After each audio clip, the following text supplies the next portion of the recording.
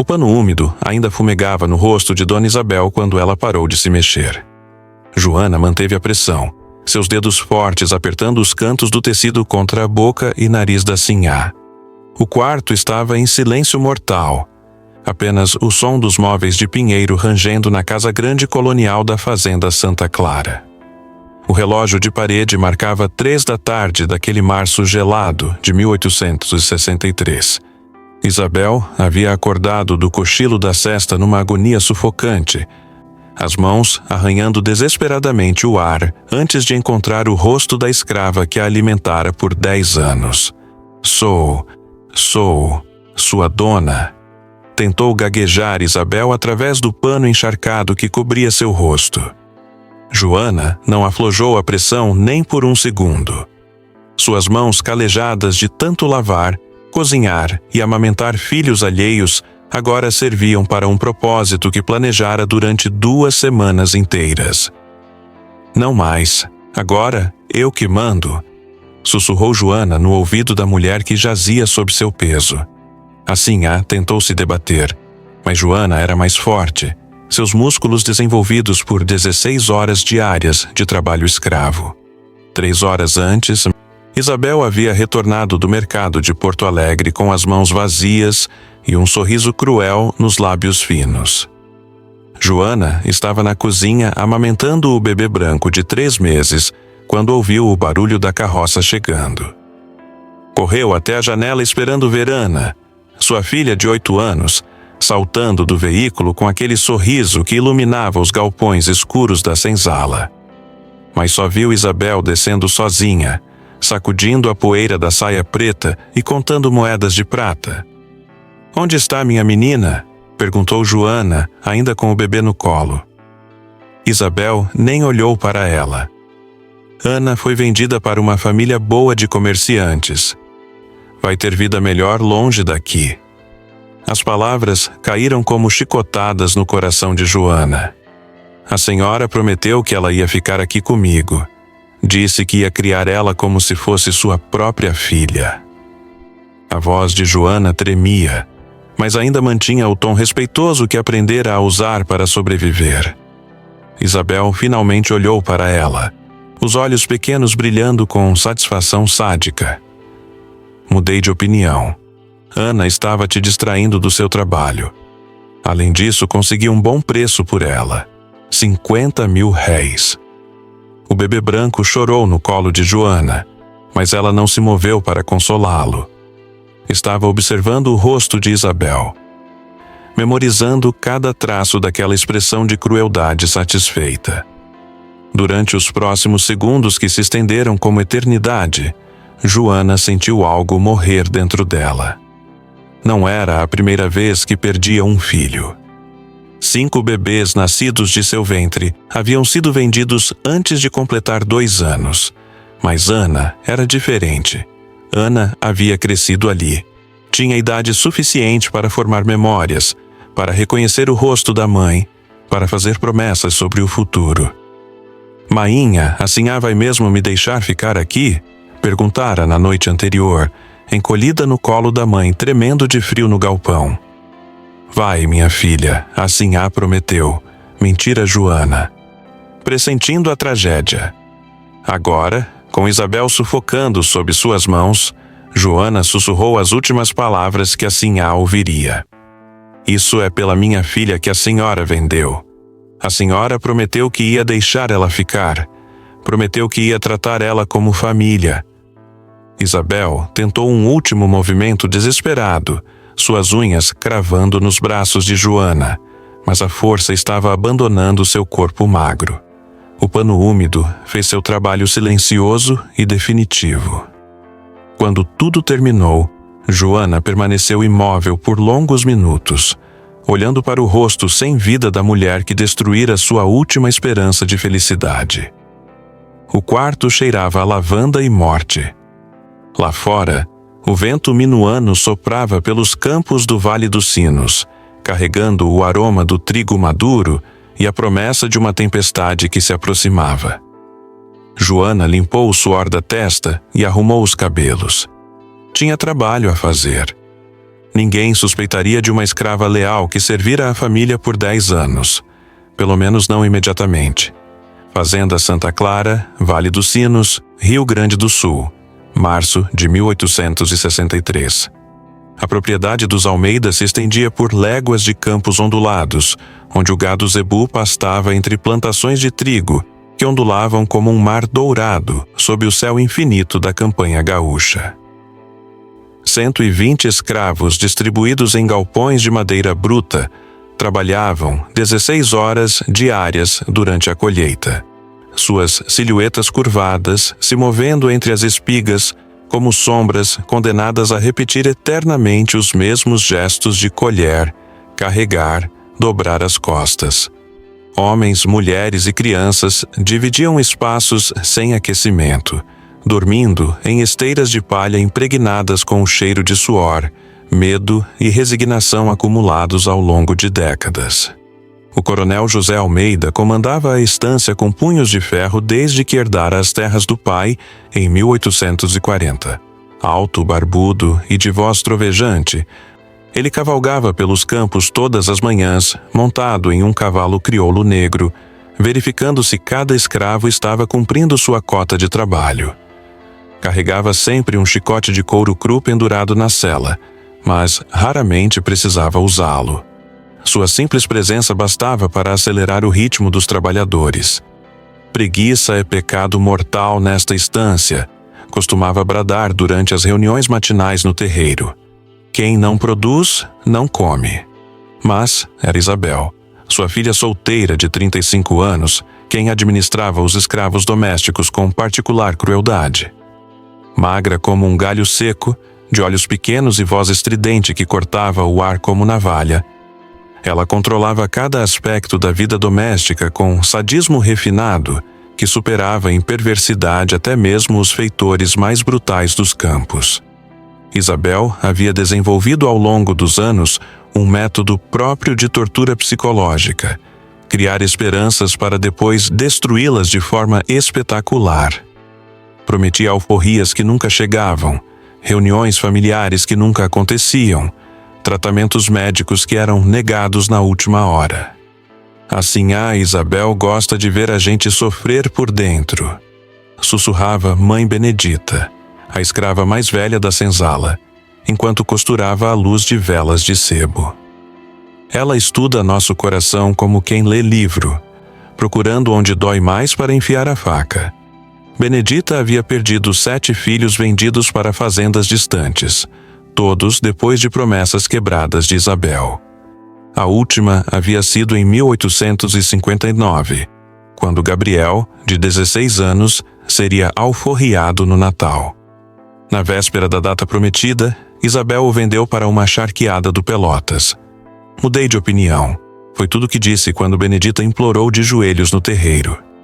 Joana havia chegado à estância aos 12 anos, em 1853, vinda de uma fazenda de café do Vale do Paraíba, depois que seus antigos donos faliram durante uma praga que devastou os cafezais.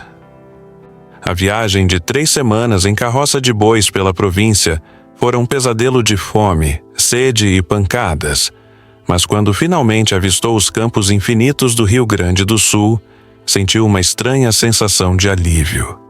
Pelo menos aqui tem espaço para respirar, pensou, observando o horizonte que se perdia de vista.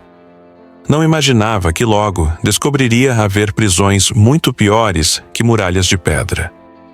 Alta e forte, com mãos hábeis tanto para cozinhar quanto para cuidar de crianças, Joana rapidamente se tornou a ama de leite oficial da família.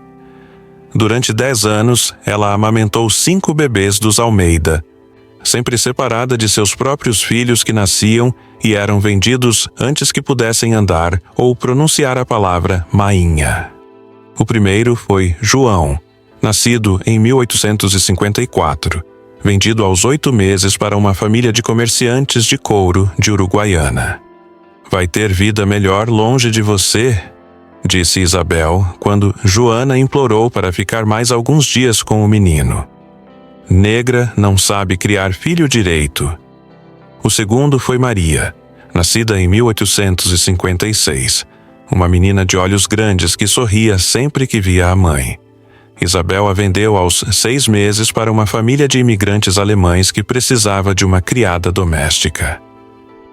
Os alemães são organizados, explicou Isabel com aquele sorriso cruel. Vão ensinar disciplina para ela. Joana nunca mais soube se Maria aprendeu a falar português ou se cresceu falando apenas alemão com estranhos que compraram sua infância. O terceiro foi Antônio, nascido em 1858, um menino esperto que aos 10 meses já tentava andar sozinho pelos galpões. Uma tarde de inverno, Joana retornou do trabalho na casa grande e encontrou o berço vazio. Isabel havia vendido o menino durante sua ausência para um fazendeiro de gado do interior. Não quero mais esse choro incomodando na senzala. Foi a única explicação.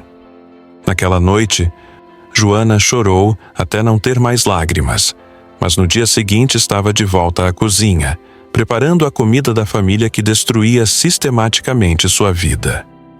O quarto foi Pedro, nascido em 1860, que viveu apenas 4 meses antes de ser vendido para uma família de estancieiros da fronteira com o Uruguai.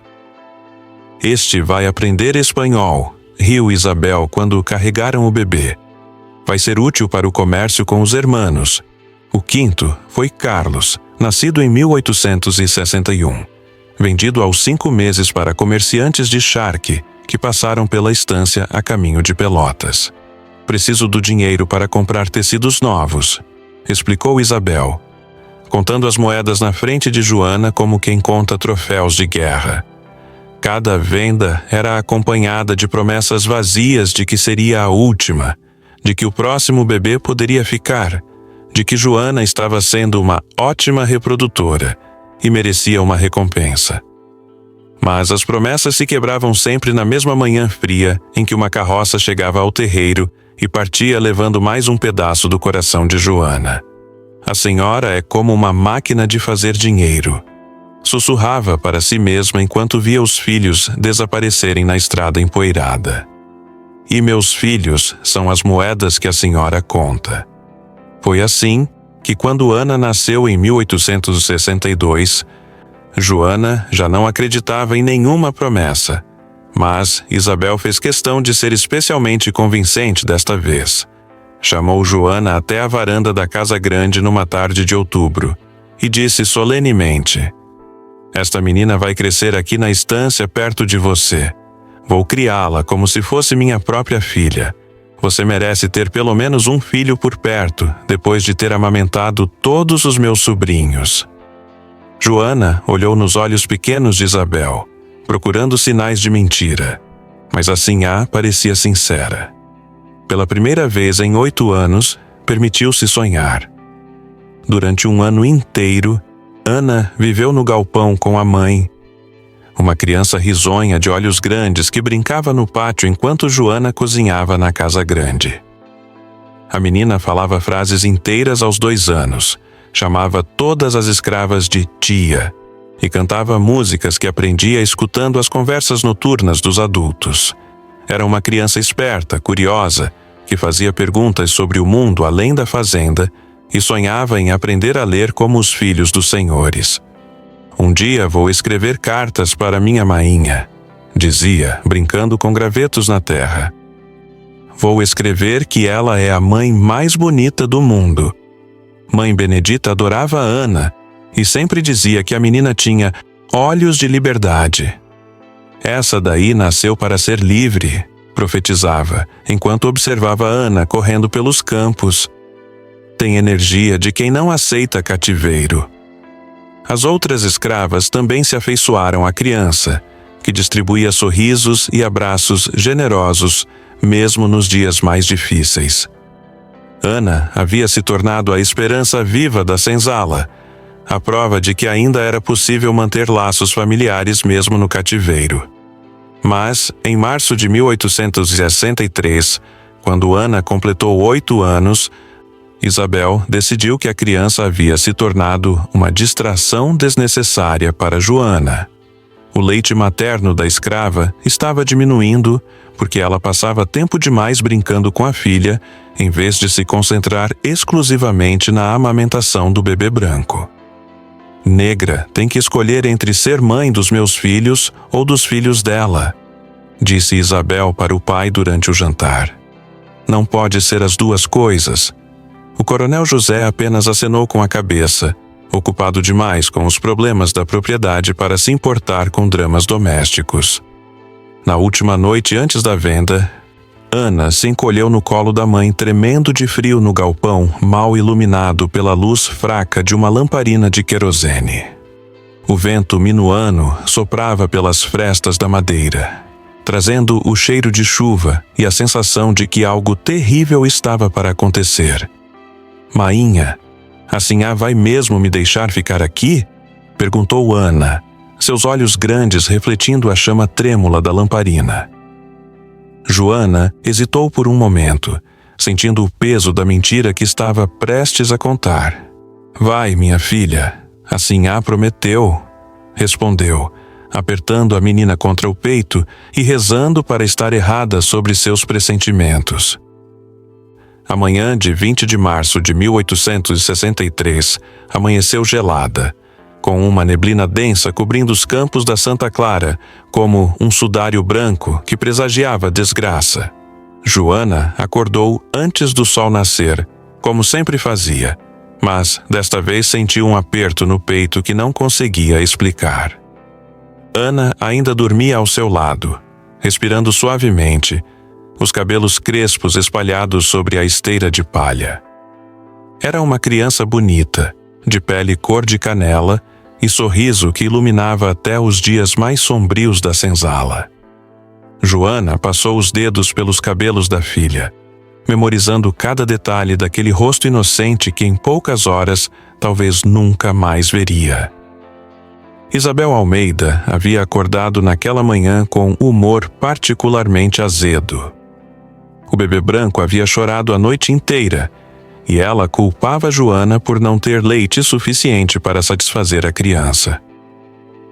Essa negra está perdendo a serventia, resmungou enquanto tomava café na varanda da casa grande, observando o movimento matinal dos escravos.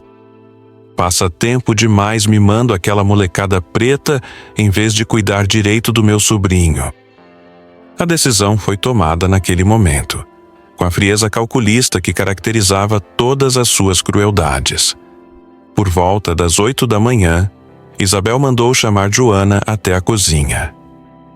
A escrava chegou carregando Ana pela mão, a menina ainda sonolenta e vestindo o vestidinho de chitão desbotado que era sua única roupa boa. Joana, você vai ficar aqui cuidando do bebê enquanto eu resolvo uns negócios na cidade? Disse Isabel com voz casual, sem olhar diretamente para a criança. Ana vai me acompanhar para conhecer Porto Alegre. Sempre disse que queria ver a cidade grande. Os olhos de Ana brilharam de emoção. Era a primeira vez que sairia dos limites da fazenda. Posso ir também, sinhá? Perguntou Joana, sentindo uma inquietação crescente. Ana ainda é muito pequena para viajar sozinha. Isabel riu com aquele som estridente que sempre prenunciava sofrimento.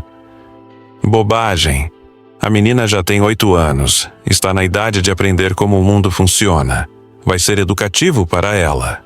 Joana tentou insistir, mas Isabel a cortou com um gesto seco da mão.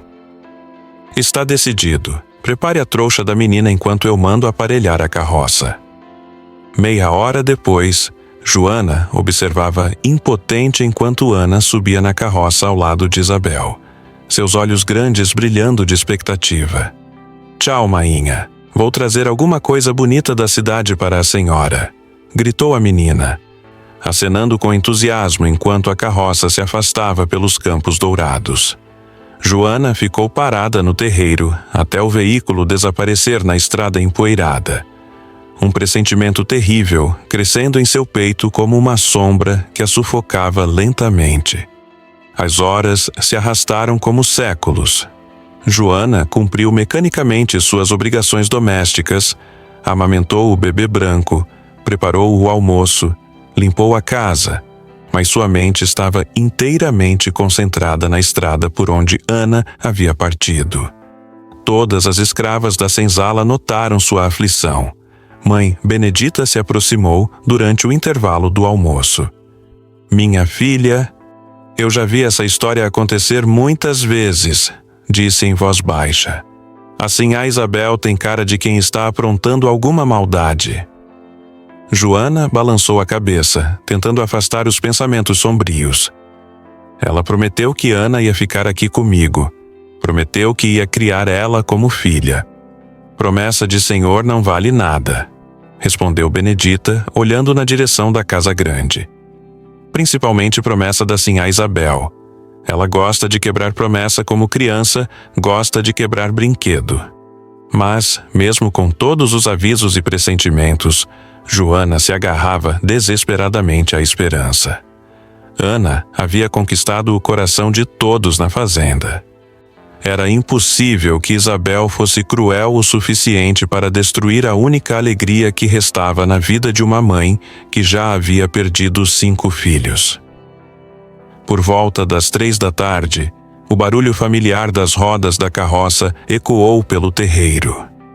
Joana largou imediatamente o que estava fazendo e correu para a janela da cozinha, o coração batendo descompassado no peito.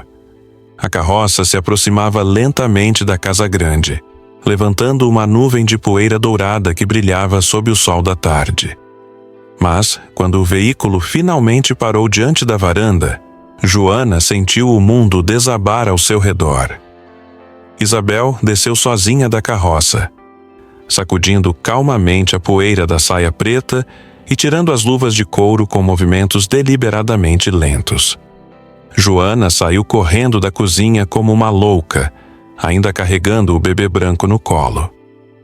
"Onde está minha menina?" gritou, sua voz ecoando pelo terreiro e fazendo todos os escravos pararem o que estavam fazendo para observar a cena. Isabel nem sequer olhou para ela inicialmente, ocupada demais, contando um maço de moedas de prata que tirou de uma bolsa de couro. Ana foi vendida para uma família boa de comerciantes, disse finalmente, sua voz fria como o vento da pampa. "Vai ter vida melhor longe daqui." As palavras atingiram Joana como chicotadas em carne viva.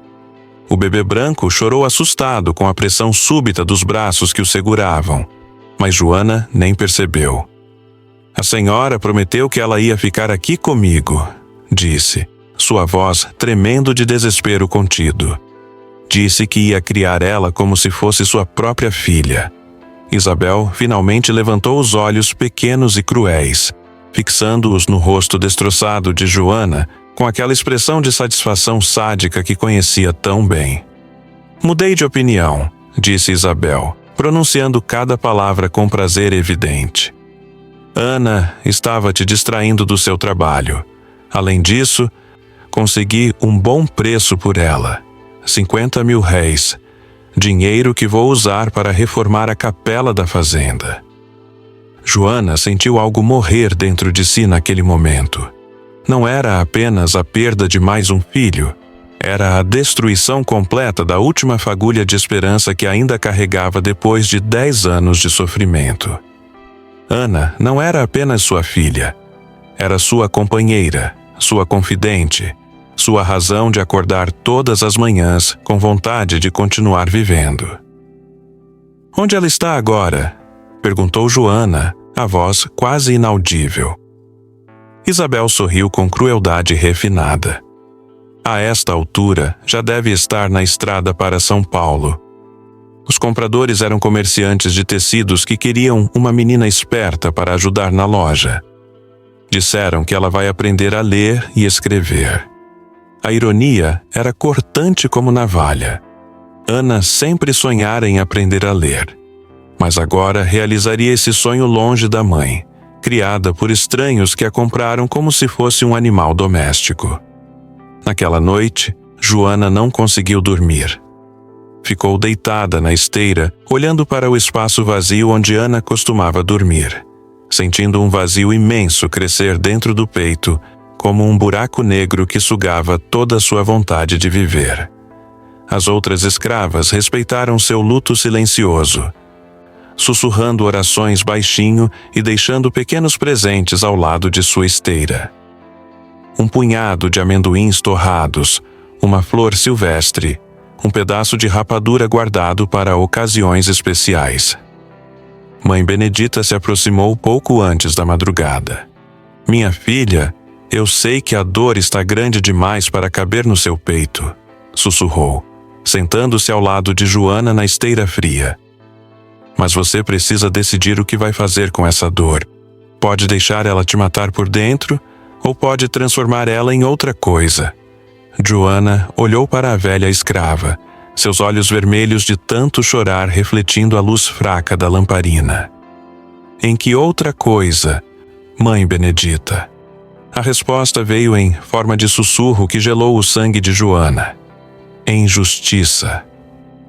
Foi naquela madrugada de 21 de março, ouvindo o vento minuano gemer pelas frestas do galpão como alma penada, que Joana tomou a decisão que mudaria para sempre o destino da fazenda Santa Clara. Isabel havia quebrado a última promessa que faria na vida. Havia vendido o último filho que Joana permitiria que fosse arrancado de seus braços. A senhora vai me pagar por isso, sussurrou para a escuridão, suas palavras se misturando ao vento como uma maldição ancestral. Vai pagar caro. Durante os 2 dias seguintes, Joana cumpriu suas obrigações domésticas com uma calma sobrenatural que chamou a atenção de todas as outras escravas.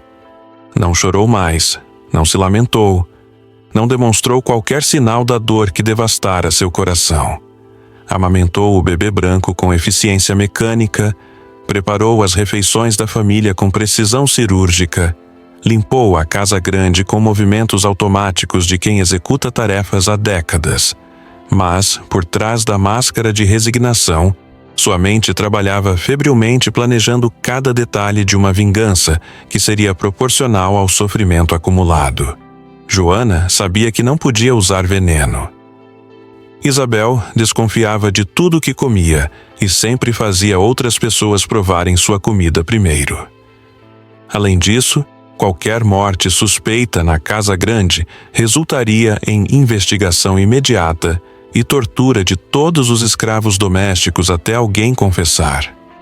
Não podia usar faca ou qualquer arma que deixasse marcas evidentes de violência.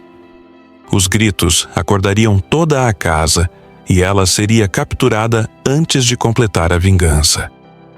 Precisava de um método silencioso, discreto, que parecesse morte natural.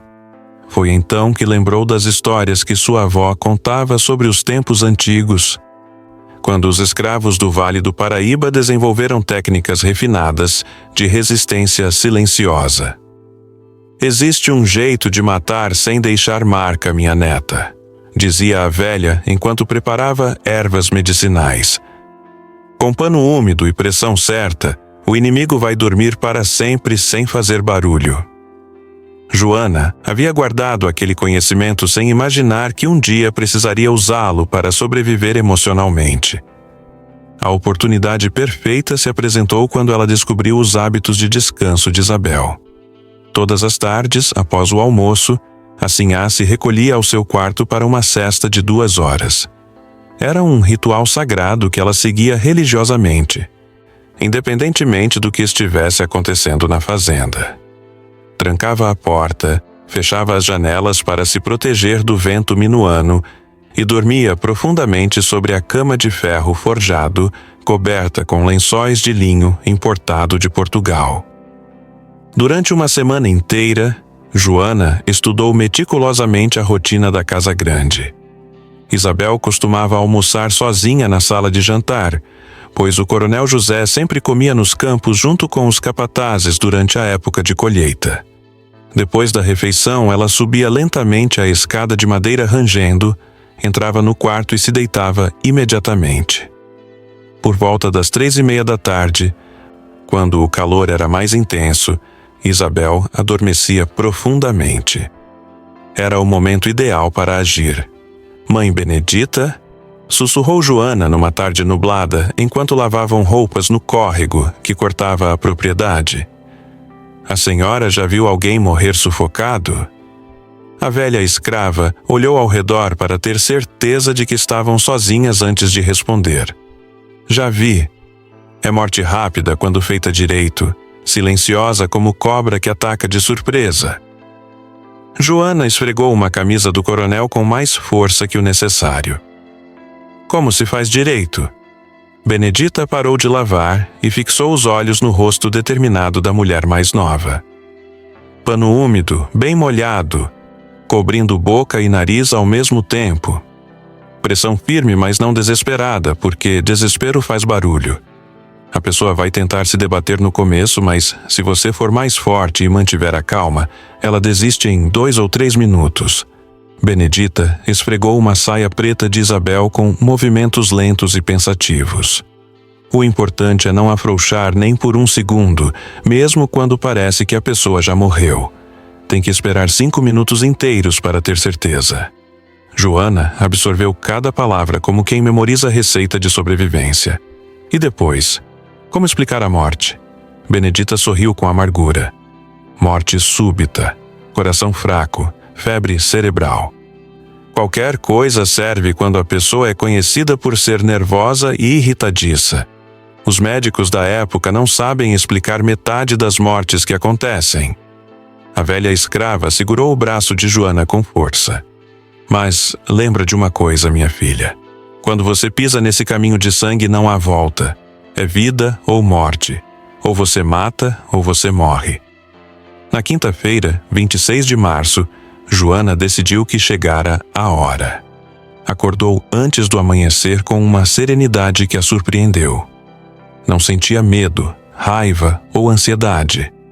Apenas uma determinação fria e cristalina que parecia vir de algum lugar muito profundo de sua alma. Preparou o café da manhã da família com cuidado especial. Serviu Isabel com sorrisos cordiais e cumpriu todas suas tarefas matinais com eficiência impecável. Ninguém poderia suspeitar que aquela seria a última tarde de vida da sinhá. Pouco antes do meio-dia, Joana subiu discretamente até o 2º andar da casa grande e verificou o quarto de Isabel. A porta estava destrancada, as janelas abertas para arejar o ambiente antes da sesta. Ela observou cada detalhe do cômodo. A cama de ferro forjado posicionada no centro. A mesinha de cabeceira com jarra d'água e bacia de porcelana. A cômoda de jacarandá onde Isabel guardava suas joias. Era um quarto luxuoso para os padrões da época, decorado com móveis importados e tecidos finos que contrastavam brutalmente com a miséria dos galpões da senzala. Às 2 da tarde, Isabel terminou o almoço e subiu para o quarto como sempre fazia. Joana esperou 15 minutos antes de pegar uma jarra de água fresca da cozinha e alguns panos limpos de algodão. Vou levar água para a sinhá se refrescar, disse para a mãe Rita, a cozinheira mais velha. Ela reclamou que está muito calor no quarto. Era uma mentira convincente, pois Isabel realmente costumava pedir água gelada durante as sestas mais quentes. Joana subiu a escada lentamente, controlando os batimentos do coração e respirando profundamente para manter a calma. Cada degrau de madeira rangia sob seus pés descalços, mas ela conhecia aqueles sons de cor e sabia exatamente onde pisar para fazer menos barulho. Quando chegou ao corredor do 2º andar, parou por um momento diante da porta do quarto de Isabel, ouvindo atentamente. O som da respiração pesada da sinhá indicava que ela já estava dormindo profundamente. Joana girou a maçaneta devagar e abriu a porta com cuidado de não fazer ruído. Isabel estava deitada de costas sobre a cama, vestindo apenas uma camisola branca de algodão, os cabelos grisalhos espalhados sobre o travesseiro de penas. Respirava pela boca, emitindo pequenos roncos que facilitariam o trabalho de Joana. O quarto estava em penumbra, com as janelas fechadas e as cortinas puxadas para bloquear o sol da tarde. Com movimentos silenciosos como os de uma sombra, Joana se aproximou da cama, molhando um dos panos na água fresca da jarra. Isabel havia acordado naquele momento, abrindo os olhos pequenos e confusos pela interrupção súbita do sono. "O que você está fazendo aqui?" perguntou com voz rouca de quem acabou de despertar. "Trouxe água fresca para Sinhá se refrescar", respondeu Joana com tom respeitoso e natural. "Faz muito calor hoje." Isabel relaxou ligeiramente, mas seus instintos desconfiados a mantinham alerta. "Não pedi água nenhuma", disse, tentando se sentar na cama. Foi nesse momento que Joana agiu com velocidade e precisão de quem praticara mentalmente aquele movimento centenas de vezes. Em um movimento fluido, ela cobriu o rosto de Isabel com o pano úmido e pressionou firmemente contra a boca e nariz da mulher, usando todo o peso de seu corpo para mantê-la imobilizada. Isabel acordou completamente em pânico absoluto, tentando gritar e se debater debaixo do peso de Joana. Suas mãos arranharam desesperadamente os braços da escrava. Suas pernas chutaram o ar procurando apoio para se libertar. Mas Joana era mais forte e estava preparada para a resistência. Sou sua dona!" Tentou gaguejar Isabel através do pano encharcado que cobria seu rosto. A voz saía abafada e desesperada, mas Joana não demonstrou qualquer sinal de hesitação. "Não mais, agora eu que mando", sussurrou Joana no ouvido de Isabel, sua voz fria como o vento da pampa. "Isso é pela minha filha que a senhora vendeu. A senhora prometeu que ia deixar ela ficar. Prometeu que ia tratar ela como família." Isabel tentou um último movimento desesperado, suas unhas cravando nos braços de Joana com força suficiente para arrancar sangue, mas a resistência estava diminuindo rapidamente. O corpo magro da Sinhá se debatia cada vez menos, os movimentos se tornando mais fracos e descoordenados. "Ana me perguntou se ia ficar aqui comigo", continuou Joana, mantendo a pressão constante enquanto observava a vida escapar lentamente dos olhos pequenos e cruéis de Isabel. "Eu disse que sim porque a senhora prometeu. Agora minha menina está longe, chorando por uma mãe que nunca mais vai ver." As palavras saíam carregadas de uma dor tão profunda que parecia vir do centro da terra. "Mas a senhora nunca mais vai fazer isso com nenhuma mãe. Nunca mais." Isabel tentou um último sussurro de súplica, mas suas cordas vocais não conseguiam mais produzir som audível. Seus olhos se arregalaram num terror final antes de começarem a perder o foco. Joana manteve a pressão exatamente como Mãe Benedita havia ensinado, contando mentalmente os minutos para ter certeza de que o trabalho estava completo. Quando finalmente soltou o pano úmido, Isabel Almeida jazia imóvel sobre os lençóis de linho, os olhos vidrados fitando o teto como se observassem algo que só ela podia ver. Por longos minutos, Joana permaneceu sentada na beira da cama, olhando para o rosto sem vida da mulher que destruíra sistematicamente sua existência. Não sentia triunfo ou satisfação, apenas um vazio imenso onde antes havia dor insuportável. A vingança estava consumada, mas Ana continuava perdida para sempre nas estradas poeirentas que levavam a São Paulo. Nada poderia trazer de volta os filhos vendidos ou apagar as lágrimas derramadas em noites solitárias na senzala. Mas, pelo menos agora, Isabel não poderia mais quebrar promessas, vender crianças ou transformar esperanças em pesadelos. A víbora do Santa Clara havia picado pela última vez. Joana arrumou cuidadosamente o quarto, colocou a jarra d'água e os panos sobre a mesinha de cabeceira, ajeitou as cobertas sobre o corpo de Isabel para que parecesse que ela havia morrido peacefully durante o sono.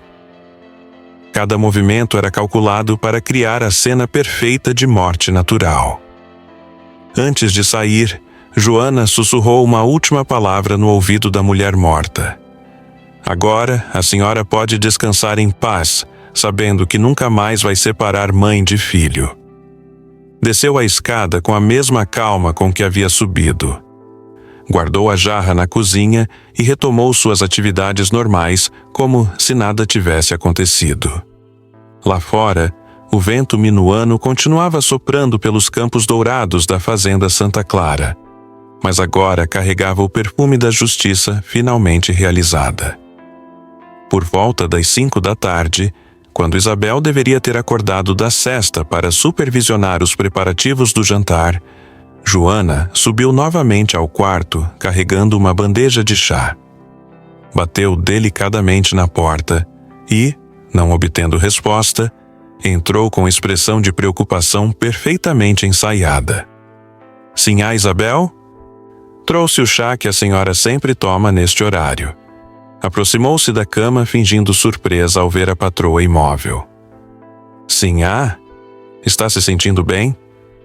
Tocou levemente o pulso de Isabel. Depois, encostou o ouvido no peito da mulher, reproduzindo os gestos que havia visto médicos fazerem em outras ocasiões. Esperou alguns segundos antes de sair correndo do quarto gritando: "Socorro! A sinhá Isabel não está respirando! Chamem o coronel José!" Sua performance foi convincente o suficiente para que ninguém suspeitasse.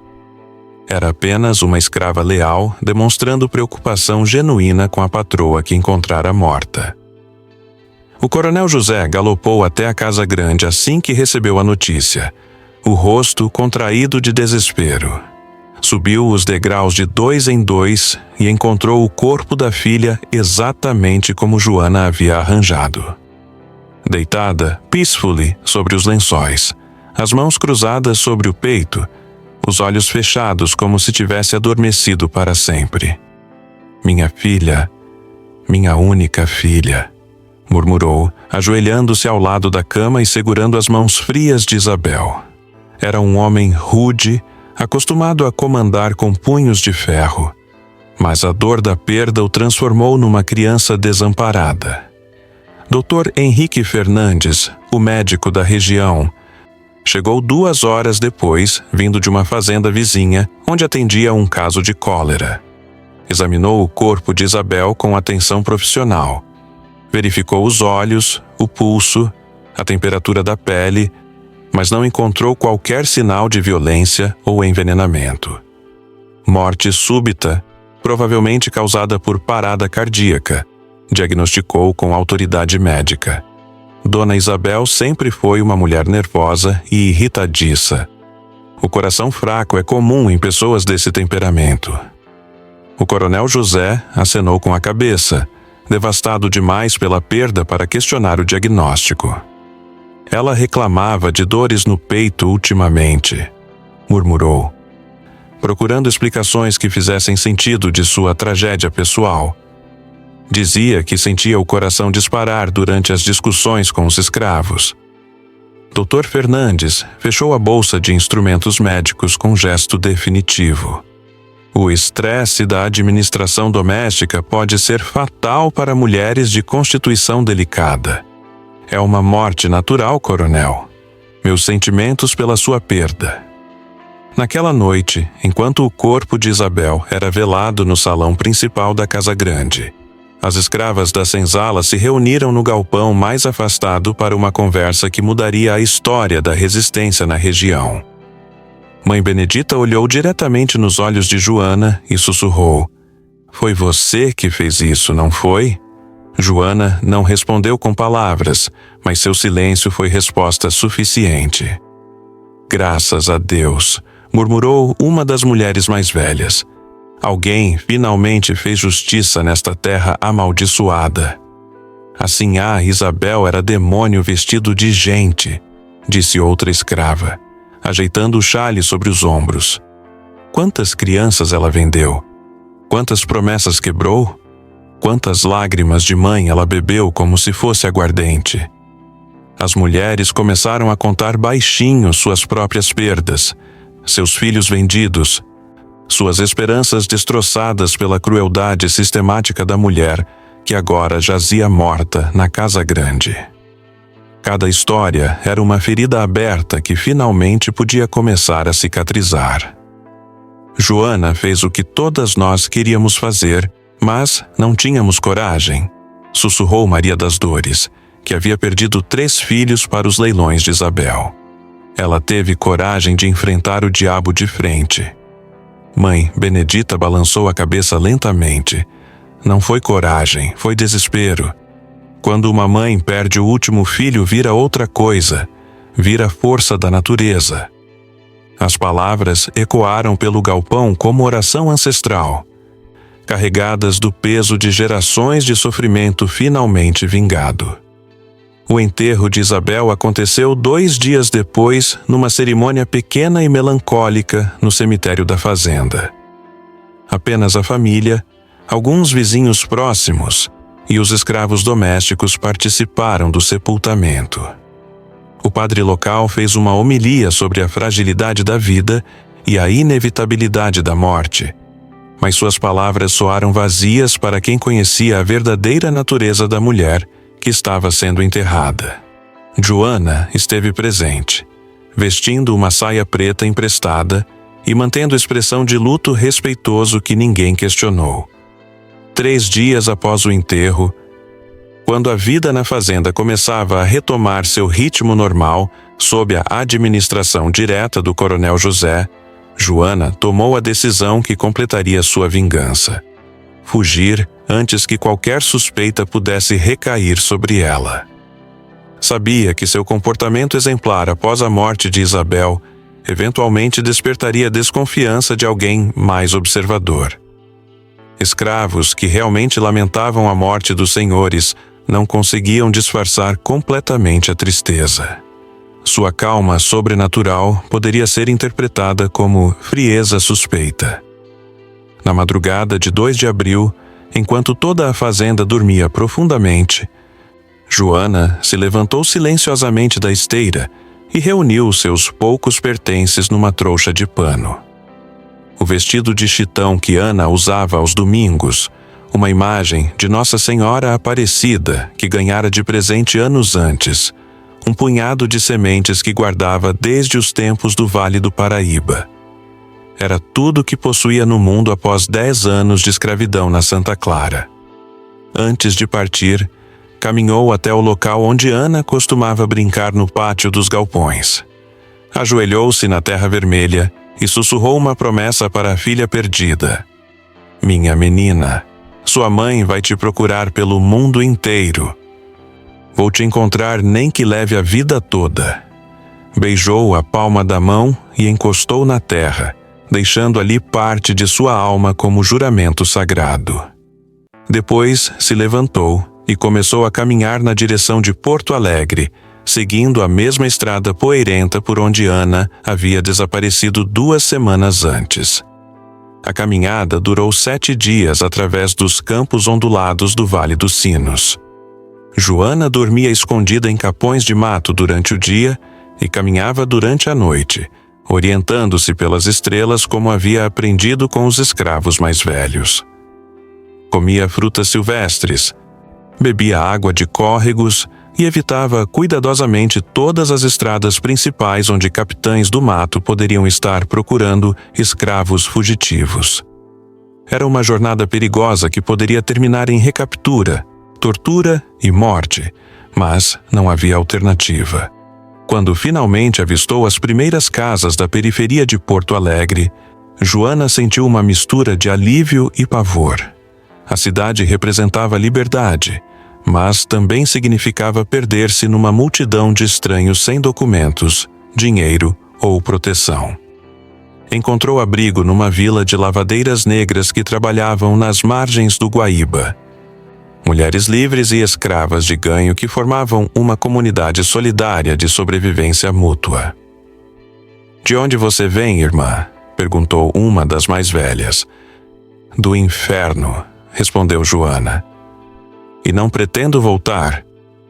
Assumiu nova identidade como Maria da Conceição, alegando ser uma alforriada que perdera os documentos num incêndio.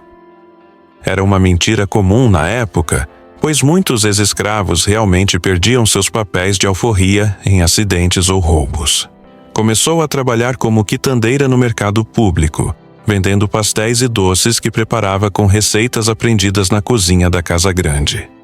Aos poucos, foi construindo uma vida nova, sempre atenta a qualquer notícia sobre movimentação de escravos vindos do interior.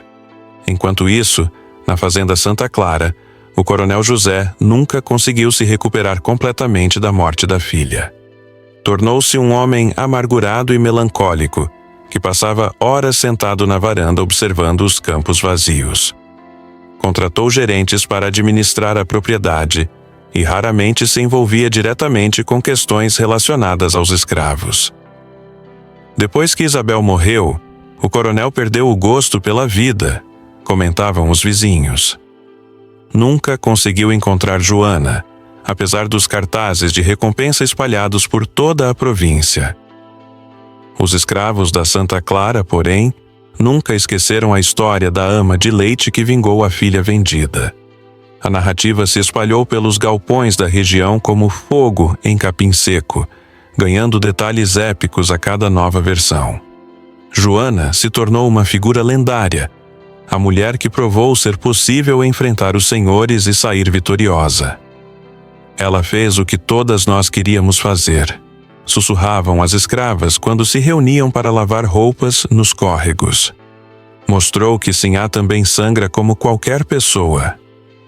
A lenda de Joana chegou até os quilombos da serra, onde se transformou em canção de resistência cantada ao redor das fogueiras noturnas. Os versos falavam de uma mãe guerreira que não aceitou a injustiça e cobrou o preço justo pelos filhos roubados. Cuidado com quem cuida dos seus filhos, porque também tem filhos para cuidar. Tornou-se um refrão repetido em todo o Vale dos Sinos, sempre que um senhor tratava mal seus escravos domésticos. Em Porto Alegre, Maria da Conceição nunca parou de procurar notícias sobre Ana. Frequentava discretamente os locais onde escravos eram negociados, conversava com comerciantes que faziam rotas para São Paulo, oferecia pequenas recompensas por informações sobre uma menina de 8 anos vendida em março. Algumas pistas surgiram ao longo dos anos. Uma criança que correspondia à descrição trabalhando numa loja de tecidos, outra numa fazenda de café do interior paulista. Mas nenhuma se confirmou quando investigada mais profundamente. Com o passar dos anos, a busca por Ana se transformou numa obsessão sagrada que dava sentido à existência de Maria da Conceição. Ela economizou cada moeda ganha no mercado, juntou dinheiro suficiente para financiar viagens de investigação e nunca desistiu da esperança de reencontrar a filha. "Mãe não esquece, filho", dizia para si mesma nas noites solitárias. E um dia, Deus vai juntar o que os homens separaram. Em 1888, quando a abolição foi finalmente proclamada, os antigos escravos do Rio Grande do Sul ainda lembravam da mulher que provou que nem toda promessa quebrada fica sem resposta. A história de Joana havia se transformado num marco da resistência feminina, contada e recontada por gerações de mulheres que encontraram nela inspiração para enfrentar suas próprias batalhas. Ela representava a mãe universal que não aceita ter os filhos arrancados dos braços, a mulher que transforma dor em força e injustiça em justiça. Maria da Conceição viveu até os 70 anos em Porto Alegre, sempre procurando Ana, sempre contando sua história para quem quisesse ouvir. Morreu em 1901 sem ter reencontrado a filha, mas deixou um legado que ecoou muito além de sua vida individual. Sua vingança contra Isabel havia se transformado numa lenda de resistência que inspirou gerações inteiras de mulheres negras a não aceitar passivamente o sofrimento imposto pelos poderosos. Desde aquela tarde de março de 1863, quando o pano úmido sufocou para sempre a víbora do Santa Clara, nenhuma sinhá da campanha gaúcha dormiu tranquila sabendo que havia separado mãe e filho. A história sussurrada nos galpões, cantada nos trabalhos, transmitida de geração em geração, se tornou um aviso permanente. Cuidado com quem cuida dos seus filhos, porque também tem filhos para cuidar. Joana havia provado que até mesmo no sistema mais opressivo, sempre existe uma forma de cobrar o preço justo pela crueldade. E algumas dívidas, quando finalmente pagas, mudam para sempre o equilíbrio de poder entre opressores e oprimidos.